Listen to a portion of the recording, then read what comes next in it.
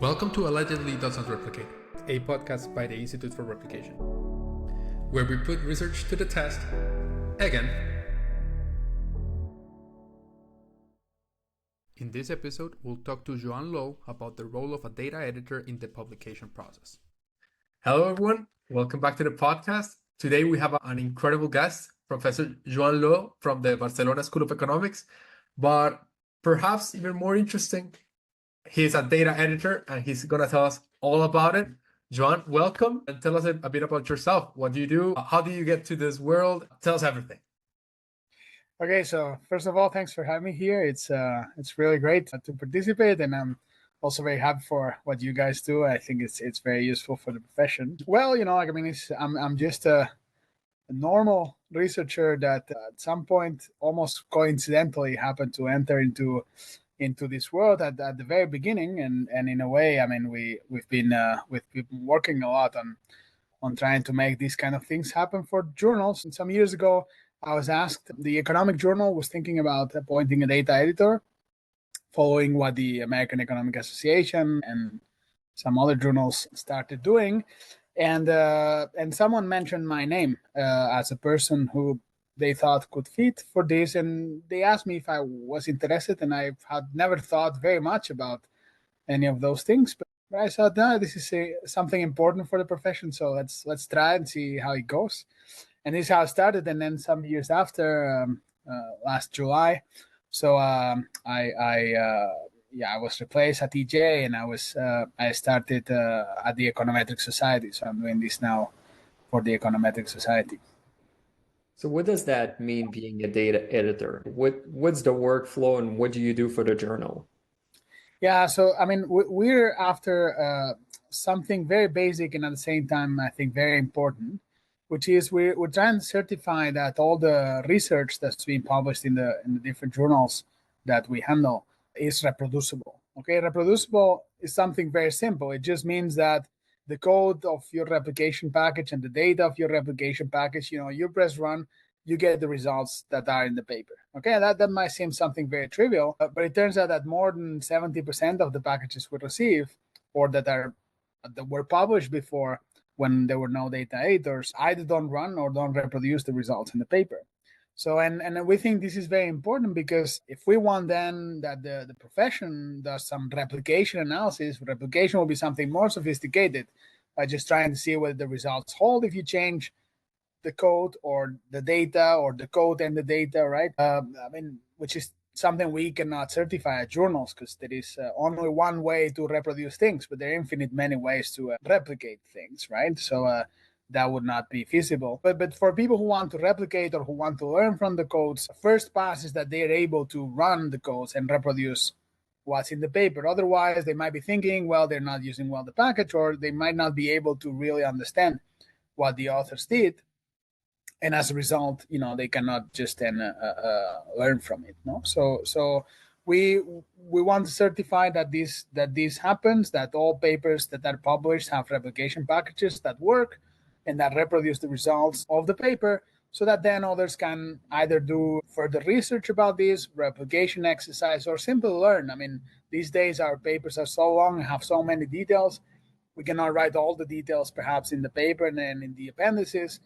The code is an important part. I mean, we learn a lot from algorithms and for what exactly the authors did in their data cleaning process or in their solution algorithms or whatever, and that you learn through the code.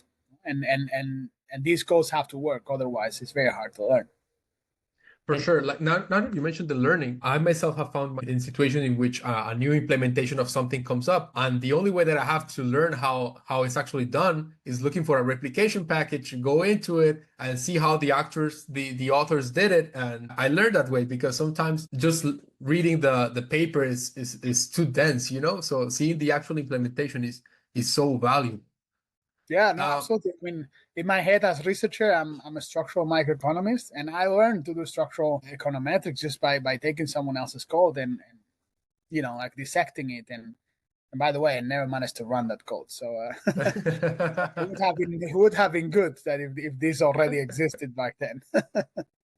Joan, when you said, like, it really surprised me. You said that before the data editor came in, 70% of the papers didn't reproduce. How did that happen? How, like, that seems like an astronomically high figure. And these are how good does it, journals. They're really, really yes, good. You would imagine that these are the best researchers publishing in the best journals, using the best research assistants, maybe for doing the coding. Maybe that's potentially a problem, but it's really surprising. I agree with Juan Pablo. Yeah, and it's not only the published papers, like it's when we receive, I mean, those numbers also apply to the packages when we receive them, as we receive them. I mean, of course, a fraction of these things are stupid problems. Like, for example, I don't know, I mean, there was something that needs to be changed, but the instructions didn't say, the replicator couldn't figure out by themselves. So once you fix that, then you manage to run the codes and it produces the results. Sometimes are, like more complex things that also would make us think about something that I think is very important that the profession will have to think in the future, which is software versions give different results. I mean, MATLAB is astonishing. Pretty much every update of MATLAB gives you different results on many applications, versions of packages. Sometimes, sometimes you use Stata, you use some or MATLAB with some library, or Stata with some package. You didn't say what packages you install, and the users get some error and they don't know where the error is coming from. And it's simply that, there was a pre-instruction that had to be included, which is, hey, first install these packages, then run the code. So many of these things are relatively simple stuff. Sometimes we encountered more convoluted issues that were actually, some of them were very hard to find. I mean, later, if you want to give you some examples of strange things that occurred. And sometimes it's just complicated. There are things that are very specific that are hard to make it work in another place. Of course, I think this is something that is really changing, and I want to think that what we do also helps in changing this. People did not used to write code thinking that they were going to publish a replication package, and especially, I mean, Abel was mentioning the arrays. I think especially people who, like take long to do a project and have had many arrays on the way.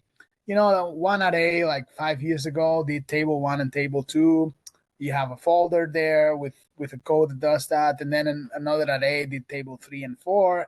And then you did the analysis and all the results from the analysis. Then you just bump all these files together into some folder and send it. And very often those files are, I mean, maybe you forgot some files, or maybe they're not, they're not interoperable, or you never run your code top to bottom. I think this is something that's going to change with what we do now. I mean, it's, in a way, I think I find now more and more people, luckily, that before submitting their package, they go to another machine, they get the folder they're going to submit, they run the code top to bottom, and see they get the same things. Actually, even myself, I mean, I learned so many things also in the process that there are things I was not doing before that I do now, and I think are useful. And it's good if people from day one they start doing this. That's going to be different. I hope in the future this 70% would be much lower.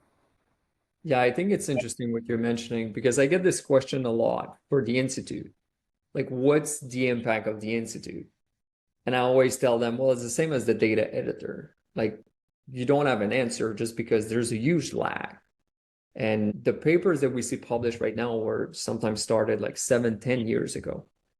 In other discipline, it's very different. Like, you see a paper being like an online experiment being done like in September, and it's submitted to a journal in January and published in March. Like, that's just not the way many disciplines operate, certainly not economics. So I appreciate when you're saying, like, we don't know the impact. We're hoping it's going to be positive and large, and people are going to be able to think like, oh yeah, at one point down the line, we're going to publish this in a great journal. That's amazing. But we will have to share the code. And this will lead potentially to, a better package, or maybe having multiple, like, let's say RAs coding the same thing and doing code review. And I guess, you've mentioned that you've seen a couple of wild things over time and so on. And I guess, without going into like which paper it is and so on, like it's not that interesting, but I'd be interested in like first clarifying. So everything that you do and what data editors do in economics, political science is at which stage?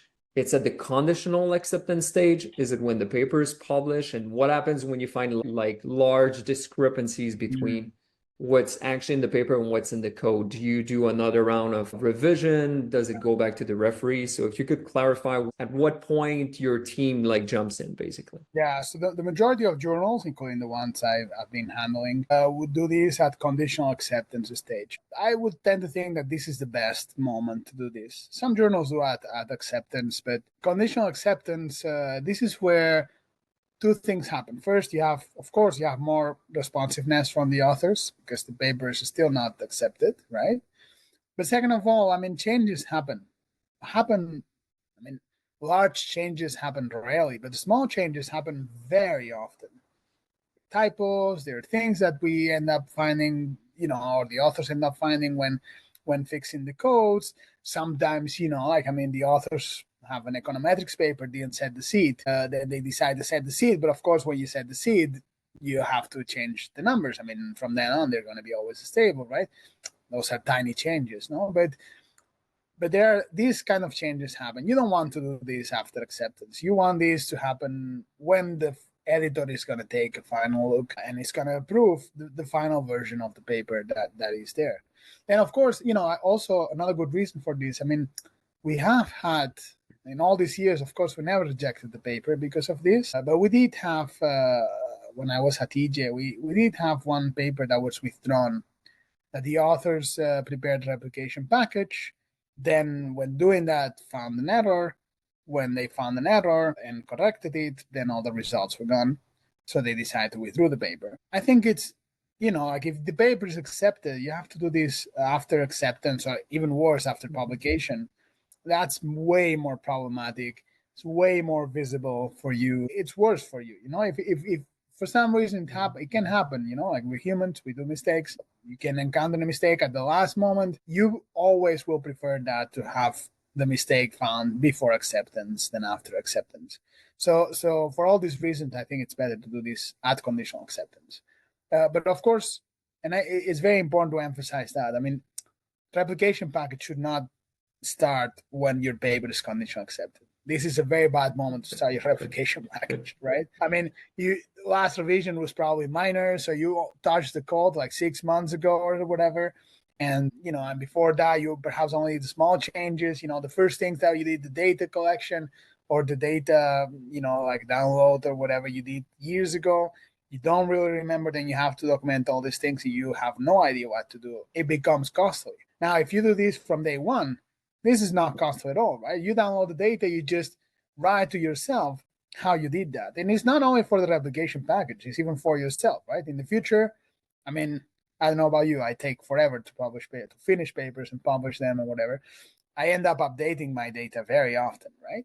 And when I have to update my data, if I didn't take a good note of how I did everything, where did I download, exactly what file I did download, how to expect, what variables and whatnot, then it's very hard for myself who did that to update the data, let alone someone else who wants to update the data or re-download the data.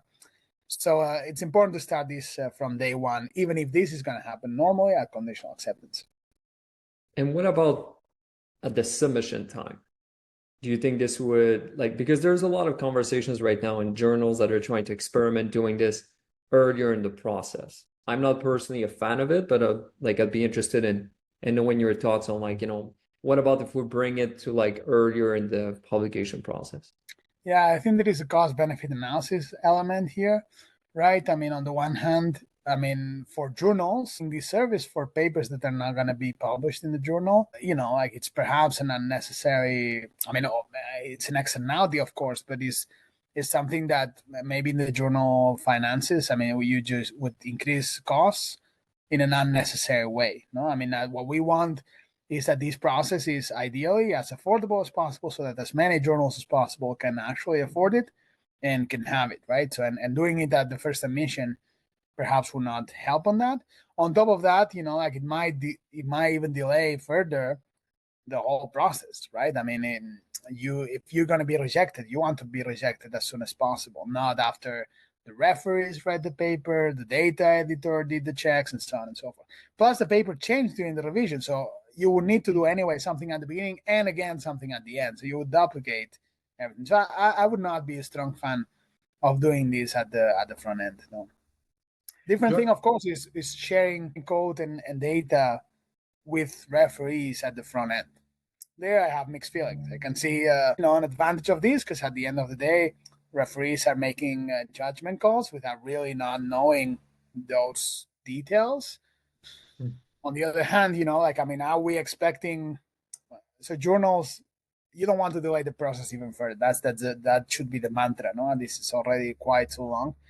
Are referees expected to really run the codes and to check and the things make sense, the things are robust? I don't think we want to increase the burden this way. No, so I would not be very convinced about doing that. But I can see, of course, the transparency reasons for sharing with the referees. I'm gonna push back a bit on this. I think, to me at least, if you provide the data and codes, doesn't mean the referee has to look at it. And I think a referee just doesn't like the paper, wants to reject, is never going to look at the data and codes. But if you're serious about like an R&R, you probably want to have a look, or maybe you want to run the robustness checks yourself, or just point out that the code is a mess. And to me, it's a bit like, well, you don't have to provide like an online appendix. You don't have to provide like, a clear description of your methods. You can just say, the referee has other things to do. So this argument that, the referee is going to have to look at the codes and so on, I don't think so. The referee can, if he or she wants. And I guess the other thing I would mention, and I would like your thoughts on this, is you could have potentially a referee that the job of the referee is just the codes and the data, and not necessarily thinking of like, here's the contribution to the literature. The same way as a lot of theory papers are being done a bit like this. One referee is more junior, PhD or assistant prof, goes through the proofs, and the other referee goes more over like, here's the contribution to the literature. So I'd like your thoughts on this. Yeah. I mean, again, mixed feelings. I can see the analogy with the proofs. I also see a big difference with the proofs. No, I mean, proofs are right or wrong, right? There is no ambiguity about it. We go again with replication and stuff, right? I mean, there are infinite many ways in which something can be non-robust, right? So, and one thing is what, we as planner, we can say, well, we want to provide the referee with all the information so that the referee filters what she needs to do and she doesn't need to do to make an informed decision. That's the theory. But the theory is also that referees are not forced to fill 4 pages of referee report and becoming a hidden co-author on the paper. And yet this happens, right? So, So the ideal, I sympathize with what you say. No? In practice, I'm worried also about extra burdens, about extra expectations. Especially, like young referees. I'm sure you receive this too. I have received some, 12-page report in which the referee downloaded the data and did some exercises themselves. I'm not sure this is what. No, I got like 40, 50 pages at one point when I provided my data in codes. And I just received this report, which is like insane. I thought like, wow, I thought it was amazing, but answering to this was a bit challenging. Let's put it this way. So I understand your point. So in a way, but that could, this is not the topic of today. I could do the same point about refereeing, right? At some point we're going into a business in which you talk to all disciplines, they're amazed by the way in which we do things. Say, you guys are all about efficiency and you're so inefficient, it's unbelievable, right? And it's always like this, you have, I'm sure you have this experience, of your paper, you clearly see that after the editing and refereeing process, the paper is better than before. But is it 2 years of work better than before? I'm not sure about that. Is anyone ever, is any citation of your paper gonna change because of your improvement? Maybe 1, 2 out of a couple of hundreds, hopefully, right? I'm not sure. And here we go with the same thing. Of course, I agree with you. Like, I mean, it's for transparency, like especially in complex papers or in papers in which there is 1 million results. There's so many things that are actually hidden, like the data cleaning process, and papers are too long. They have to be shortened. So you don't want to go over all the details about this. So maybe they are in some on an appendix that also the referees don't necessarily read.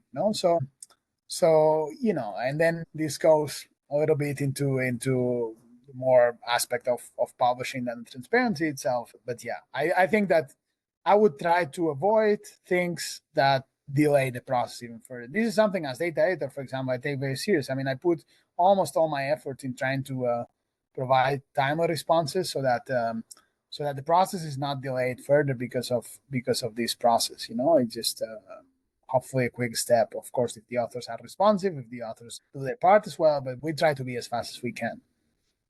John, I think that's one of the most interesting parts, because most people don't know what the workflow of a data editor is and how it operates, and how conscious you have to be of the timing of the paper and not to delay stuff for eternity. So why don't you tell people what your typical workflow looks like and how it impacts not only the length of the publication, but also the quality of the final product?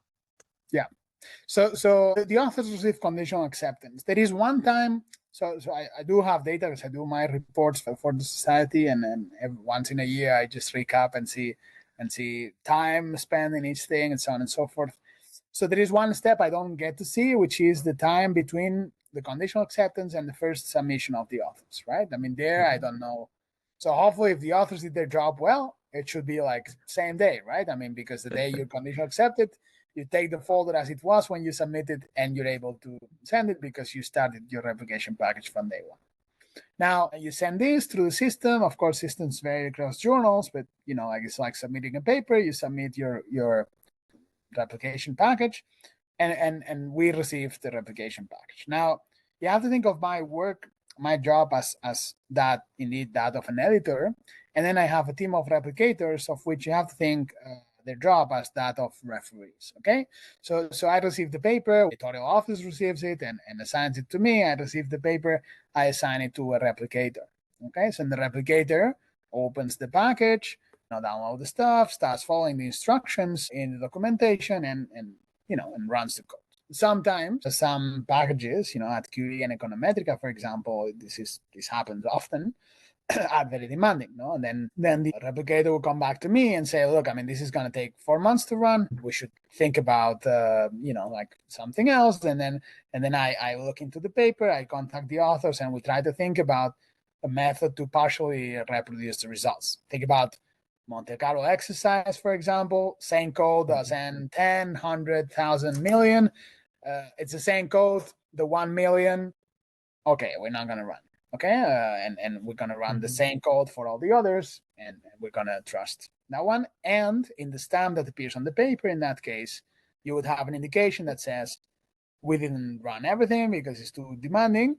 And in the README file, I would ask the authors to explain what we did run and what we did not run, so that future users know what we are certifying and what we're not certifying. Okay, so but if nothing of this happens, then the replicator would just run the code following the instructions in the README file, and we'll fill in a report.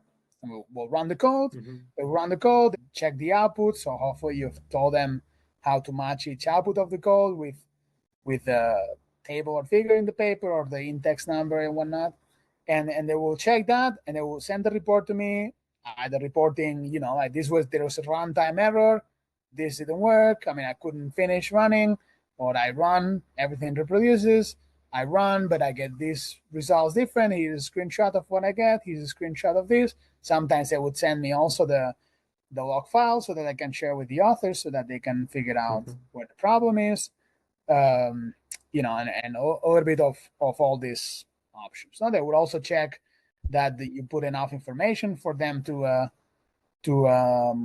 download the data or obtain the data in the process of obtaining the data, even though they're not necessarily gonna reproduce that part of the process, and they will send the report. Now I will receive the report.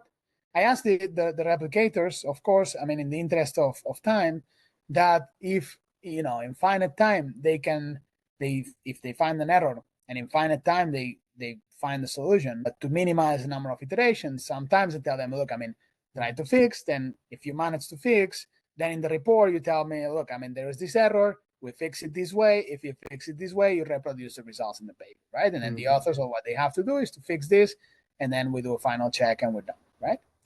So then they get back to me with one of three possible answers, right? The paper is good to go. There is minor revisions. Minor revisions means it will not go back to replicators, which means nothing of the code or the data will change, only the documentation, the README file, okay? Or major revisions, which might be something minor, but it's major revision if we need to check the codes again, okay, in my terminology. So and then with that, I would get back to the authors. My target timing for all this process, from submission to me getting back in one iteration, I always try to stay within 2 weeks. Okay, not always manage, but my average is around that time. Okay, my average is a bit lower than that time. The majority of packages get an answer to that. A non-trivial fraction of them perhaps is 18, 20 days, and only a small fraction will get more than 20 days. Often more than 20 days is just because the code takes a month to run, or there is a bottleneck in my service, right? And then we have to wait until we can run it. So two clarifying questions. The first one would be, what do you do when their data is not publicly available? Which I think was quite amazing what you developed at EJ, and I'm guessing you do the same at the Econometric Society. And the second would be, your team, is it like at the American Economic Association, they're mostly undergraduate students that you hire, and then you have a budget for this? So on the confidential data, if you don't mind, we can finish the flow and then we talk about this, because I think there is interesting stuff we can say about that. And this is a very recurring question of many people I encounter. So let's talk about this more deeply in a second. On so it's true that at the AA they use undergrad students. I use PhD students. I think the median user of replication package is often an advanced PhD student. So we think that, even if this would be obvious how to do it for the authors, right? If an advanced PhD student is not able to, with the information provided, run the code, then at least the information is not good enough, right? So and those are, in all my current replicators are PhD students at Autonoma or the IAE, which is where I work. So And then just to finish with the workflow before I go to confidential data, so then I would send this back to the authors. Sometimes I would interact with the authors. Normally, I don't let the replicators to interact with the authors, because the whole point is that the replicators can do this without direct influence from the authors. But with the authors, often the authors figure the problem themselves, and that's it, and they resubmit. Sometimes I interact with them, just together, trying to figure out what, with my experience, with what I can ask to the replicators, trying to figure out what could be the problem. Many of the problems are often detected and solved by just running the package on a different computer, which is a recommendation once again. And then they resubmit, and then if this was a minor revision, then I just check it, get quickly back to the authors, a couple of days at most. If it has to go back to the replicators, it goes back to the replicators, and we iterate essentially until convergence. As I said before, we haven't rejected any paper yet. In all this process, there might be situations in which the results change. So I would ask the authors to always, they're supposed to always document that in the letter addressed to me, but also in the letter addressed to the managing editor, who's gonna make the final decision, right? In any case, I often, unless this goes undetected by me, I always inform the editor if there is some change, so that when the paper is back to them, they can decide what to do with it. And if there is something major, then I would be talking to the editors. So and that's it. Once we converge, then the authors deposit the package into a repository called Zenodo, in which all the replication packages of the journal are. They publish it there. Now this is not published yet. Then it arrives to us. The replicator check that these files coincide with the ones we checked, and once this is checked, we press accept, and the paper is already visible in Zenodo. So that's the workflow. Okay. And if you want, we can talk about the confidential data. Sure. For sure. That's a burning question. Like, how do you deal with it? Of course. Yeah. So, I mean, there's multiple. Sorry, helicopter coming up. So here there is multiple different situations that we can encounter, right? Sometimes, and this is something authors don't often realize and forget to ask exemptions. So first important thing about confidential data, or not only confidential data, even publicly available data that you are not allowed to republish. So the key emphasis here is not on confidential, is it on republishable. And if you're not allowed to publish your data, first thing, when you first submit your paper, you should apply for an exemption, explain your case to the editor, and the editor would tacitly, would provide that and would ask you more information if they need more, would ask me information if there is something I could help with. And by sending this to referees in principle, they would tacitly approve your exemption, right? Now, when you get to me and you already have an exemption, then there's different situations, right? Sometimes you don't have the right to republish, but the provider is fine that you just share the data with us, or that you can easily help us obtaining access to the data, or actually the data is downloadable from the website. All we have to do is to agree terms and conditions and download from the data. And the only reason why you cannot republish is because the provider wants people to agree on the terms and conditions before downloading. Okay, so depending on those situations, so if we're able to get access to the data somehow, even if the data are not going to be published, then we would run the code on the real data. Okay, and on the real data, who's not going to be published with the paper, we're going to make even extra sure that your data availability statement, the part of the README file that explains how to get the data, is clear enough about how other people can access the data, how much it costs, if it costs money, how much time it takes, and like what requirements it takes. You have to be in Europe to access the data, or you have to be in the US to access the data, or whatever. So we would just to make sure this is there. We would run the codes. We would check actually for actual reproducibility, and that's that. And in the certification that appears on the paper, we would say due to restrictions from the provider, the data is not published with the package, but we managed to obtain access to it and run the data run the code on the real data to check that all the results are reproduced. Now, often even that is not possible, right? So when that is not possible, something that we do at the Econometric Society, we did at Royal Economic Society, and some other journals like the Journal of European Economic Association also do, and other journals don't force but recommend, is to ask the authors to create some artificial data that allows to run the codes. This can be done in many different ways. It can be just totally random data that is going to give completely different results.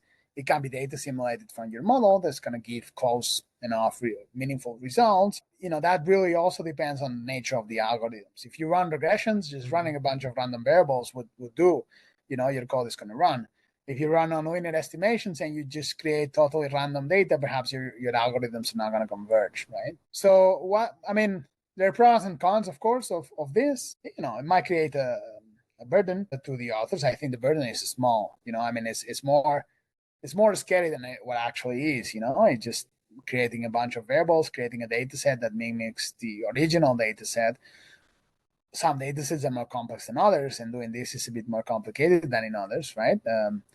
Because what we typically would ask you is to generate fake data that ideally reproduces the data, your original data, and then you can run all the codes, right? So that the burden would be on the downside, but the main advantage, I think, is two things. One is that at least we can run and check that the codes run, produce all the outputs, and don't give errors. And again, there's a large fraction of packages that don't satisfy this.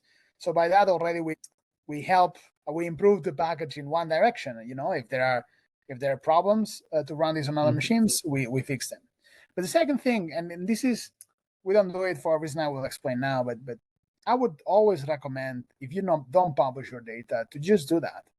And the reason is because many times users of your package, they don't download your package to just reproduce your results or to do replication analysis on your paper.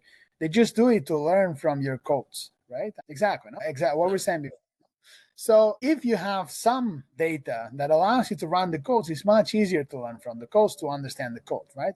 I mean, if you cannot run the code because you don't have the data and you're not really sure exactly how the structure of the data is, so you can also not create them yourself, then it's very hard to figure out what a complex algorithm is really doing, right? Whereas if you have some data, even if it's not the real one, you can run the code maybe line by line, maybe section by section, and then it's easier for you to learn what the code is actually doing, right? So that's why I would actually recommend everyone to do that. We don't ask everyone to do that for one reason, which is, of course, if possible, we prefer that people give us temporary access to the data, because this way our certification is stronger, because we're also checking reproducibility. And in a way, to provide the right incentives by freeing you from the obligation of creating the fake data, if you manage to give us access, sort of puts the right incentives to people, not only to to put the effort in giving the data, but or not being overly precautionary in perhaps, I'm not really sure whether I have permission to share that, so I'm going to say I cannot share that. We don't want that. We don't want anyone to share data that they're not allowed to share. But what we want is that people force the data providers as much as it's possible, so that the data providers are allowed to share the data, right? Sometimes there are standard data sets, so the rules are not going to be changed. But sometimes they are, this is data. I mean, I've talked to many institutions, for example, who are opening the data. I'm going to participate in a conference in a month about this, indeed, from the Spanish National Institute. They create data, they make it access, but then, of course, they're worried, so they try to restrict conditions for people to access, republication, so on and so forth. But then if there is a way, of course, protecting anonymity, confidentiality of the data, and so on, but that they also allow for this important transparency aspect, then they should do that. And the only way to convince them to do that is, every time a user of their data uses this data, they say, hey, but the journal is asking me to do something about this. We need to do something, right? Otherwise, I cannot publish this. I mean, the only reason why they made the data available is they want to have some impact, right? So, and the only way to have impact is to publish the papers, and the only way to publish the papers is to they provide access, then they will provide access. So, and it's like also, that's what it's good advertising. Like in the README file is going to be described, here's where you can get access to the data, or, just providing some of the data. Other people use it, they cite it, and then it just snowballs. So I think, but to me, like, one thing that I really want to talk about is, imagine you're a journal editor and you're listening to this entire conversation. And maybe you're in economics, maybe you're in a different discipline. It seems like a lot of work. And it seems like what you guys are doing, you have a team, the same at the American Economic Association, the same at Restud. Like, you have a team, either PhD students, undergraduate student. It seems to be quite a bit of work. It depends obviously on the number of paper that you accept and so on. What are the different options? And what would you recommend if, like, we're talking about a journal which has, let's say, no budget, a bit of money, or like a lot of budget? Like, what should these journals do if they're interested in trying to make the work that they publish as reproducible and as useful and impactful as possible? Yeah. So here, I mean, of course, for different models have different costs. Okay. So our cost is not the same than that of the other journals. Like some journals can have it cheaper. I know that other journals have it more expensive. So a little bit of variation in terms of how many papers you publish. There's some fixed costs about this, right? So there's a cost that is per paper, because the time you use for it is per paper. There is the time I spent helping improving our policies, or meeting with the other data editors and help the profession by improving the standards and things like that. This I will do whether I handle 2 papers or 200 papers, right? So of course, you have an advantage if you have a larger scale. That's true. So essentially, in terms of the cost, I think, of course, an obvious cost, and the largest part is the cost of the data editors. But this you could also apply to the editors. Journals survive having editors. Of course, like a super successful journal would have like a super well-known editors, and they're well paid, and and they also do a lot of work because they have a ton of submissions. So that's another editor that you have to have, right? That's what it is. If you're a smaller journal, perhaps your journal that your editors are actually volunteer because you don't do profits, then you will need to find someone who also volunteers to be this other kind of editor, right? I mean, it's good that this process started in a way top to bottom, right? Because starting in top to bottom also creates a little bit of, created the figure, created the need, and then in a way also created the prestige to the profession that, and I think, is going to help when lower journals, which are going to pay less or nothing, and are going to have to convince someone to do this, and they will do it, and they will not think it's just a burden. They would think, same thing that they think when they are asked to be a managing editor, right? So that's the editor part. This is what it is. Then about the replicators, models, replicators, I don't know about the American Economic Association because it has like a quite different system. Restart have full-time people doing this, but for example, what I had at the Royal Economic Society, and the current data editor still has what I had at the Econometric Society, and what the Journal of European Economic Association have created. Replicators are just paid by the hour. So, like the more packages, the more papers, the more money you need to pay, and then you can in a way determine what wage rate you can afford for the replicators. So just a useful information. Per paper, on average, per iteration, on average, we take about 1 hour. A bit more ever since I'm at Econometric Society. It was a bit less at Economic Journal, but not much more. And on average, it takes like 2 iterations per paper. So it's about the cost of 2 hours of your replicators per paper on average, right? The larger the journal, the more law of large number applies. If you have a small journal, you have to make sure that you don't have outliers. Otherwise, you're in trouble, right? So that would be like the key part of the cost.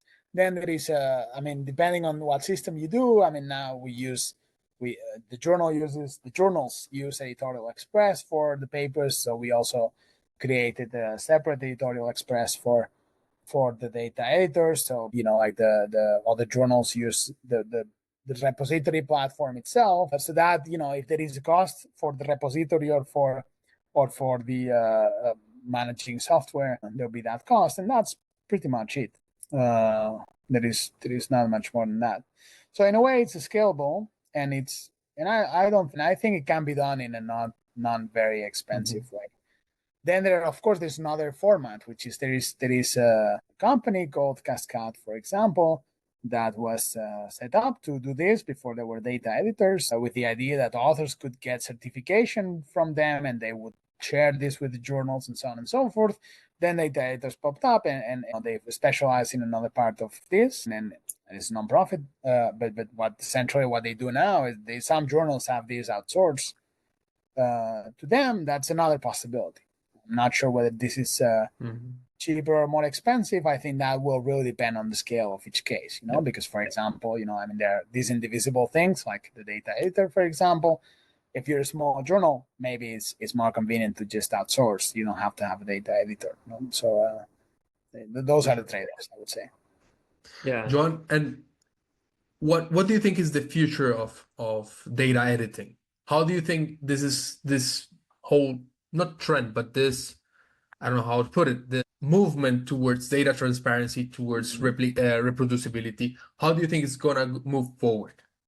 Well, here's the optimistic and the realistic way. Optimistic. I always say, in the optimistic world, we should cease to exist very soon, right? In an ideal world, we done our teaching job. Everyone knows how to do replication packages from day one, how to run the stuff top to bottom before submitting to journals. So all the packages work at the first submission. You don't really need the data edit.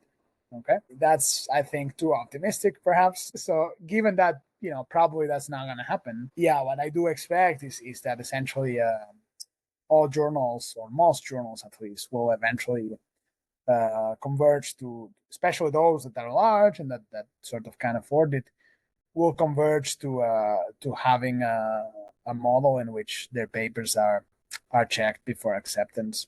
I think this is necessary. I mean, 70% definitely not It's acceptable, outrageous. but even 30% is not acceptable, right? I mean, and more, I think there's been situations also. I mean, we have had not so long ago, like two retractions, okay, of two well-known retractions. We have had more perhaps, but if you compare them, one is from the times before data editors, the other one is from times after data editors, right? They more or less popped up at the same time, except that one was a paper published perhaps 10 or more years ago, the other one on the paper that published the year before, right?